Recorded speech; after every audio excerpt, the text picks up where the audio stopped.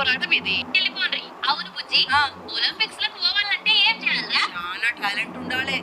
ఈ ఒక్క ముందు చెప్తే పథకం పట్టుకోతుంది దేశానికి. హలో, అక్కడ ఆటలు ఆడతారు, పాటలు పాడరు. గొప్పదిసి పాడతా అనుకున్నావేంది? హలో, అవి ఒలింపిక్స్ ఉండేయని నాకు కూడా తెలుసులే. మరి ఏం ఆడతావేంది? వెయిట్ లిఫ్టింగ్ చేస్తా. లిఫ్ట్ పని చేయకుంటే ఏమైనా ఒకరు పట్టుకురావాలి. ఈమె వెయిట్ లిఫ్టింగ్ చేసి పథకం పట్టుకొస్తుందట. చిచ్చి, ఈ కొలీగ్స్ ఉంటారే అస్సలు తోటి ఉద్యోగిని అస్సలు అర్థం చేసుకోరు. శాంతి అర్థం చేసుకుని నీకు ట్రైనింగ్ ఇవ్వటం ఇక. ఎంకరేజ్ చేస్తే పోయేదేముంది డ్యూడ్. ఈ అన్నం చూడు, మన డిపార్ట్మెంట్ వాళ్ళు ఎట్లా ఎంకరేజ్ చేస్తున్నారో.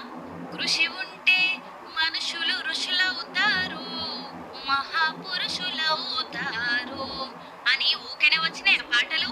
ఈ సొంటోళ్ళ కథలు చూసే రాసిండ్రు.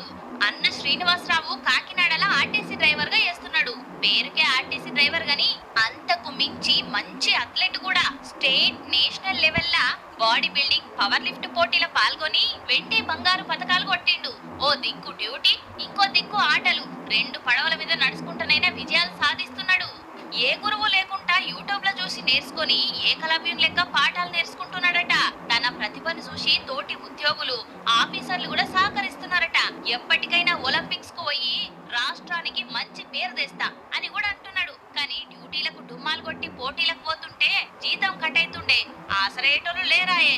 ఆర్టీసీ సంస్థతో పాటుగా సర్కారు కూడా సహకరిస్తే ఇంకింత దూసుకపోతే రాష్ట్రానికి దేశానికి మంచి పేరు తెస్తా అంటున్నాడు. నేను ఎందుకు కట్టానంటే నేను కొట్టగలను, నేను సాధించగలను అని నాకు ధైర్యం అట్టండి.